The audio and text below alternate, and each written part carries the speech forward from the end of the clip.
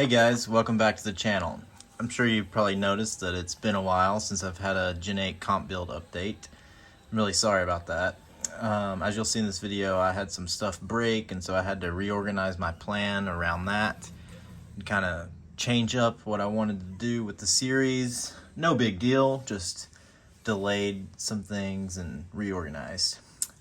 And then I got pretty sick. I was down for like 3 weeks. Couldn't really record audio or anything. I did do some video in there, and then I lost that footage. So now I'm back. I can't find my microphone, but I decided it'd been long enough. I needed to run what I brung and just get some video out there. If you're new here, we started from a stock out-of-the-box Redcat Gen 8 V2, and we're building it up into a Class 1 competition rig over a series of episodes. I suggest you check out the whole playlist from the beginning. I'll put a link to that right here. In the last episode, we added a winch, which gave us some scale points and some really good functionality. If you haven't seen my last running video, we did a lot of winching with a new friend I met out on the trail, and that was super fun. Definitely couldn't be happier with the winch addition. Also added this antenna, but you might notice I moved it. Originally, I had it mounted here on the side. You can still see the hole, and I'd made this little metal L bracket. But that just kept bending and rotating out of the way, and I just got kind of tired of it, so I mounted it up here on the front bumper. I've seen like the real scale trucks that Matt's Off-Road Recovery uses on his Morvair, and on the Banana they have a front mount antenna, so I just decided to go with that look, and I actually do like it. We did some tweaks to the steering setup. I talked about that in a separate video. I didn't really care too much for that change, but we're going to expand on that in this one and really have a pretty dramatic improvement on the steering and the bump steer. We also re-geared the truck so that we can improve the strength of the drag brake, make the truck have a lot more slow control, and slow down our top speed a bit.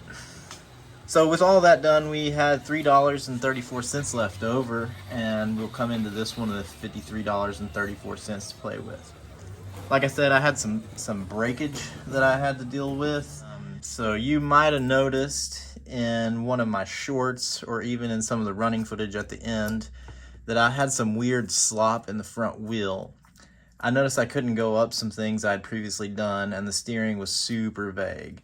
And that's when I found out I had this broken wheel. You can see here, I re-glued and epoxied it together, but this whole chunks of the hex, where the hex interfaces with the wheel, had just broken off, and the hex was just spinning pretty freely in there. I did do this little epoxy job so I could keep running the truck for a little while I figured out the wheel situation. But I didn't want, this to be the permanent fix, because I didn't want to like end up going to a comp or something, or be out trailing with some friends and then end up needing to get recovered. And so after looking at my plans and the budget, I didn't really think it made sense to upgrade the wheels yet. I was able to find the stock wheel parts for just $8.99, which is not too bad. But it did cut into other things I had planned. Nothing real fancy to see here. I think this is the new one. It just replaced the plastic inner part here.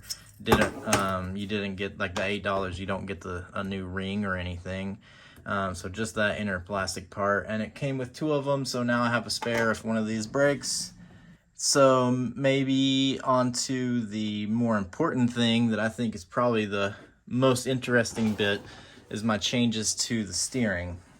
In the last episode, I mentioned the free steering tweak of how you can move. Basically, you move your tie rod from the top to the bottom, and that lowers where your drag link mounts and gets the angle more parallel to the panhard bar, so theoretically we would get less bump steer. But I showed in there with some overhead view that it doesn't really work that well. It actually had some downsides that people didn't really talk about in the other videos where I'd shown this. So originally I was going to do the panhard relocate kit from Bauhaus RC. However, once I saw the install instructions, it required some stuff that I didn't really want to do. For one, see if I can get this on camera here. You have to, maybe better if I just take a wheel off. Let's just take this wheel off. I think it'll be easier to see if we pop this wheel off. It'll be easier to demonstrate other stuff too. So, one thing that you have to do with that Panhard relocate kit is you have to take your shock mount from here, where you have a double capture shock mount, and you have to move it back to this hole on the back side, which I think is where the non-V2 shock mount was.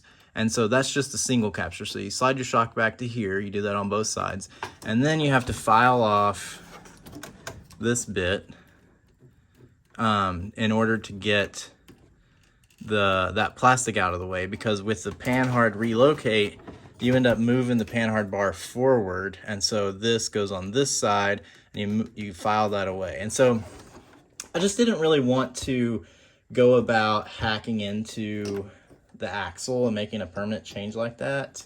And I also didn't want to go into the single capture shock mount. Like, I felt like that would generally create a weaker suspension setup.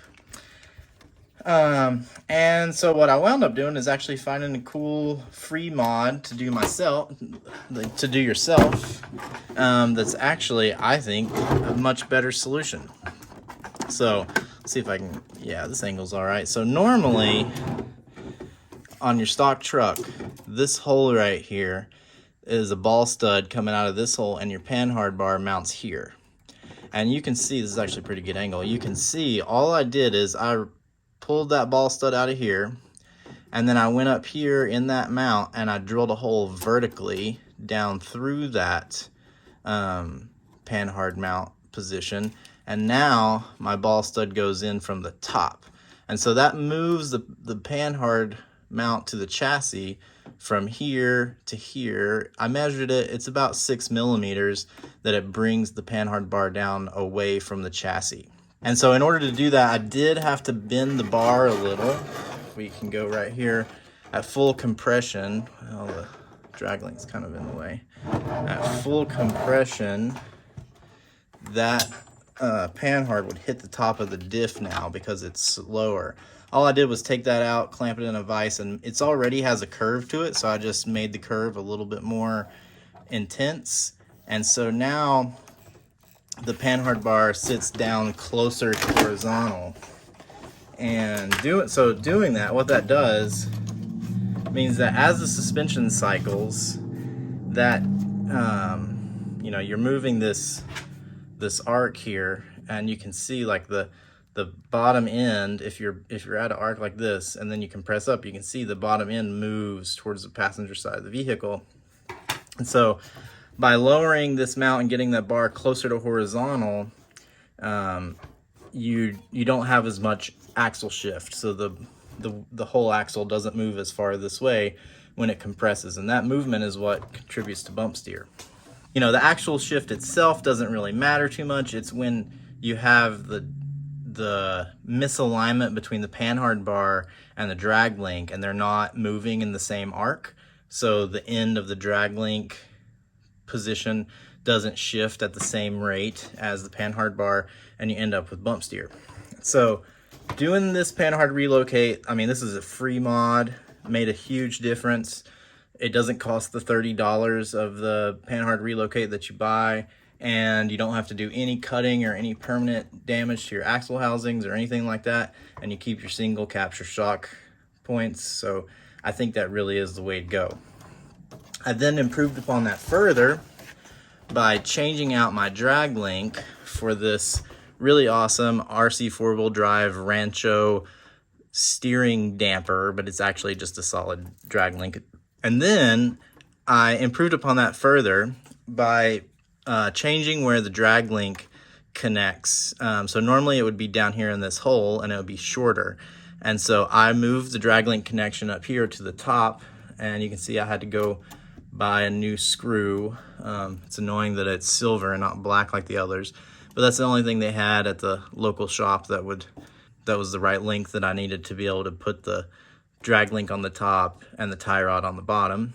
And so what that does is that lifts up the bottom of the drag link and gets us at a more like closer to horizontal at ride height. So you can see we're sitting pretty close to horizontal there, and gets us closer to parallel with the panhard bar. In order to do that, obviously you have to lengthen your drag link some, so the stock one is too short to do this. There's a couple kits out there that replace everything, but I went with this really cool Rancho steering damper. It doesn't actually function as a damper, it's solid. It does have adjustable length, it's just like threaded, and you can adjust it to whatever you want.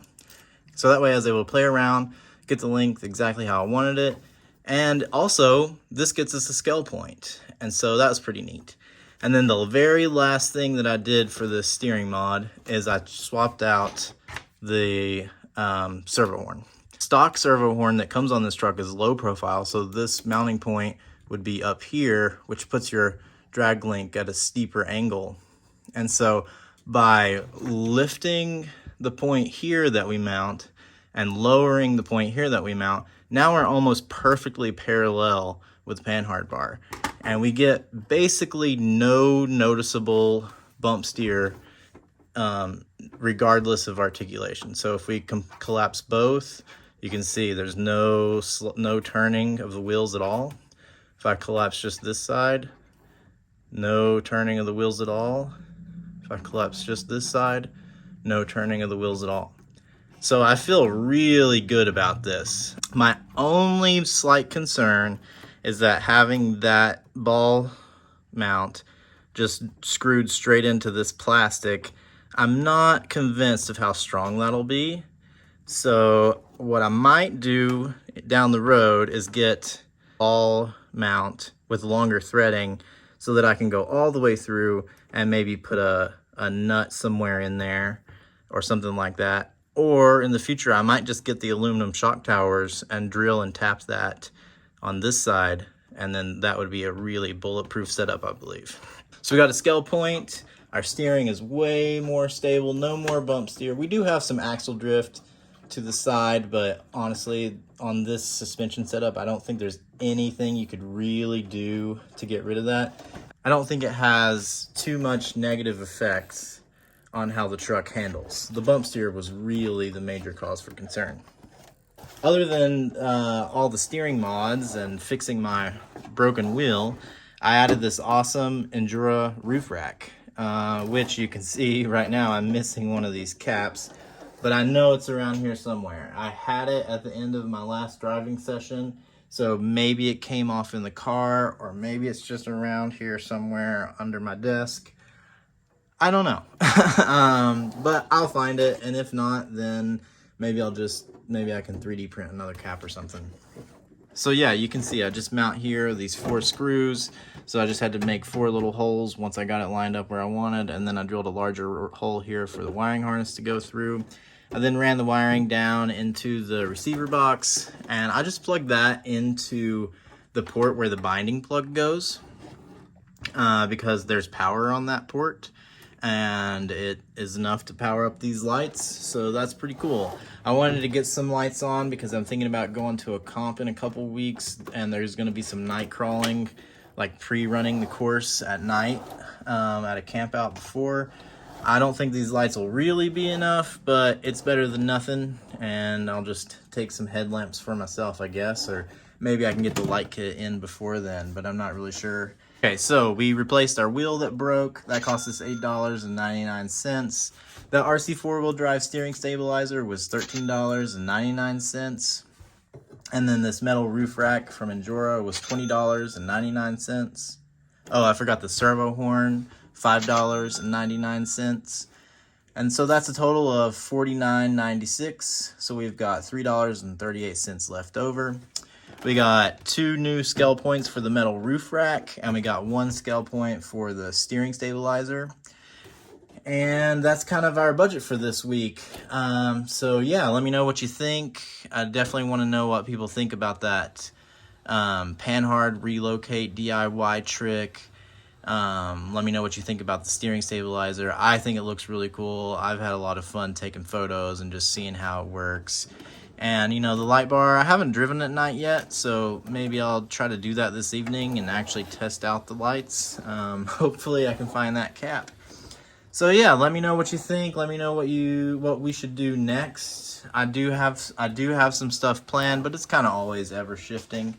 Anyway, so sorry for the long delay, everybody, and I'll hopefully see you at the next one a lot sooner. Have a good one.